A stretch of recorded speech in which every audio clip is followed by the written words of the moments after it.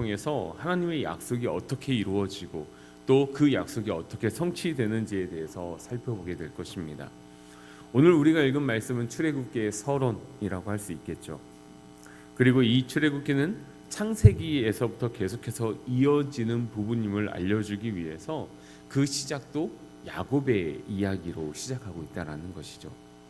우리 함께 오늘 읽은 본문 1절 말씀 다시 한번 함께 읽도록 하겠습니다. 1절 말씀입니다. 야곱과 함께 각각 자기 가족을 데리고 애굽에 이른 이스라엘 아들들의 이름은 이러하니. 아멘.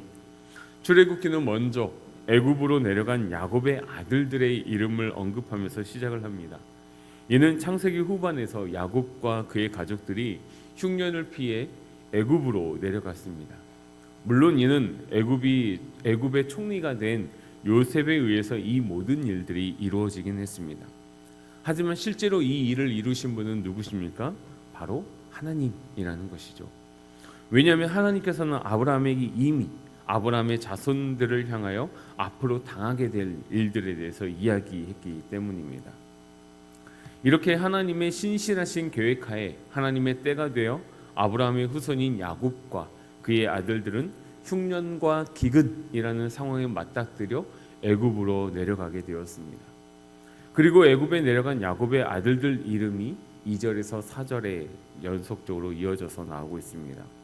그리고 5절에서는 애굽으로 내려간 인원수가 70이었다라고 나오는데, 이는 창세기 46장에서도 야곱의 집 사람으로 애굽에 이른 자가 모두 70명이라고 기록된 것과 같은 수치라는 것이죠.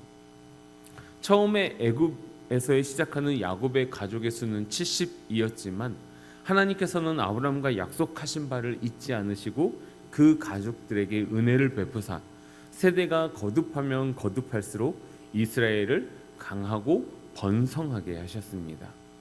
이에 대해 성경은 이렇게 표현하고 있습니다. 우리 오늘 본문 6절에서 7절 말씀 함께 읽어보도록 하겠습니다. 요셉과 그의 모든 형제와 그 시대의 사람은 다 죽었고 이스라엘 자손은 생육하고 불어나 번성하고 매우 강하여 온 땅에 가득하게 되었더라. 아멘. 마침내 하나님께서 아브라함에게 약속하신 바닷가의 모래와 같이 하늘의 별과 같이 수많은 자식을 주겠다라고 하신 약속이 이루어지고 있는 현장을 우리는 볼 수 있는 것입니다. 그런데 한 가지 심각한 문제가 함께 찾아옵니다. 그것은 바로 요셉을 알지 못하는 새 왕이 일어나 애굽을 다스리게 된 것이었죠.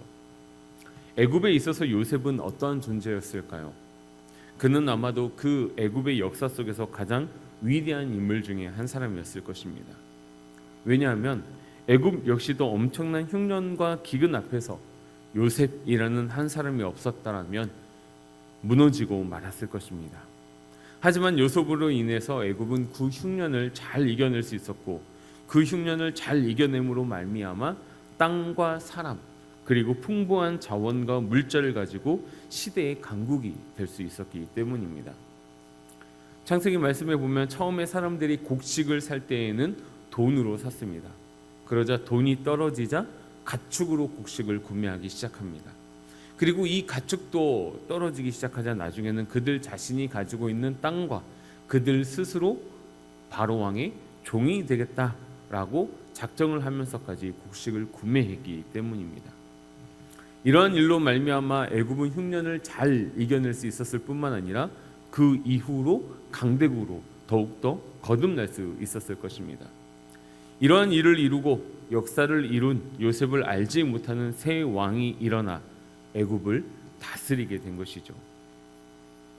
이렇게 애굽을 다스릴 새 왕에게 있어서 한 가지 근심거리가 있었는데, 그것은 바로 애굽의 백성들보다 이스라엘 백성들의 많음과 강대함이었다라는 거죠.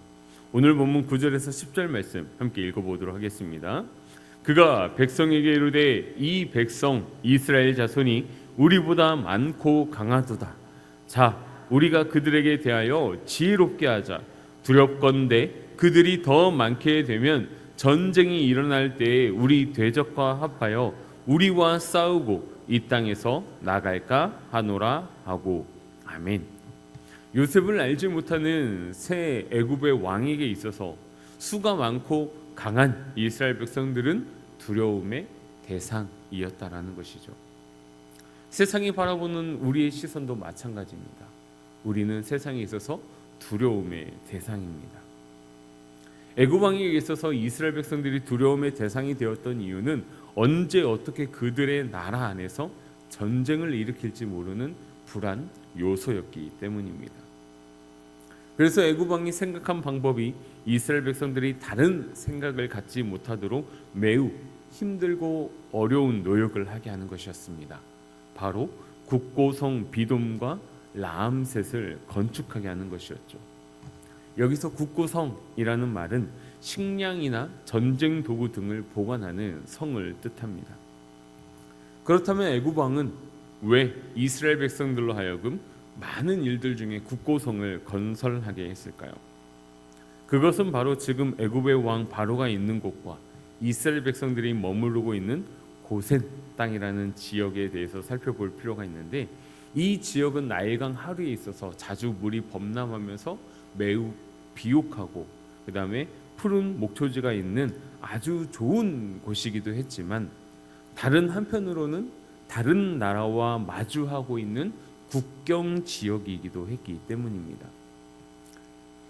그래서 애굽 왕은 이스라엘 백성들을 통해서 이러한 힘든 노력을 통해 국고성을 건축하게 하고, 또 한편으로는 이스라엘 백성들을 견제할 수 있는 아주 좋은 수단으로 활용을 하게 된 것이죠. 이렇게 이스라엘 백성들은 힘든 노역을 감당해야 했으며 엄청난 학대를 당하기도 했습니다. 그럼에도 불구하고 하나님은 이스라엘 백성들에게 은혜를 베푸셨다라는 것이죠. 오늘 본문 12절 말씀 함께 읽어보도록 하겠습니다. 그러나 학대를 받을수록 더욱 번성하여 퍼져가니 애굽 사람이 이스라엘 자손으로 말미암아 근심하여. 아멘. 학대를 받으면 받을수록, 노역을 하면 할수록 더욱더 번성해지는 이스라엘로 말미암아 애굽 사람은 더욱더 근심했다라고 표현을 하고 있습니다.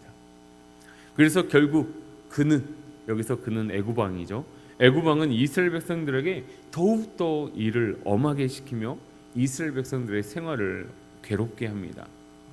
하지만 하나님의 약속으로 말미암아 부흥하고 성장하는 이스라엘을 막을 수가 없었습니다.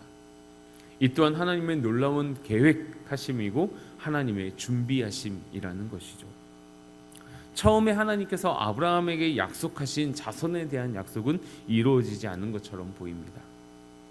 그리고 어쩌면 아브라함과 그의 아들 이삭 그리고 그의 손자 야곱은 이 이루어지지 않는 하나님의 약속에 대해서 잃어버렸는지도 모르겠습니다. 그러나 하나님은 이 아브라함과 맺은 약속을 잊지 않으시고 신실하게 이루어가고 계신다라는 것이죠. 오늘 본문에도 나와 있듯이 애굽에 도착한 야곱의 가족 수는 70이었습니다. 하지만 세대가 지나고 거듭할수록 이스라엘 백성들은 그 수와 강함으로 인해 애굽의 근심거리가 될 정도로 크게 성장했다라는 것이죠. 그래서 애굽 사람들이 강제 노역을 통해 출산을 억제하려고 하였으나 그럴수록 이스라엘 백성들은 더욱더 강성해졌습니다. 하나님의 약속이, 하나님의 뜻이 이루어지고 있는 현장이라는 것을 나타내고 있는 것이죠. 이뿐만 아닙니다. 하나님께서는 아브라함에게 약속하신 또 하나의 약속을 이루기 위해서 지금 준비하고 있는 순간이라는 것이죠.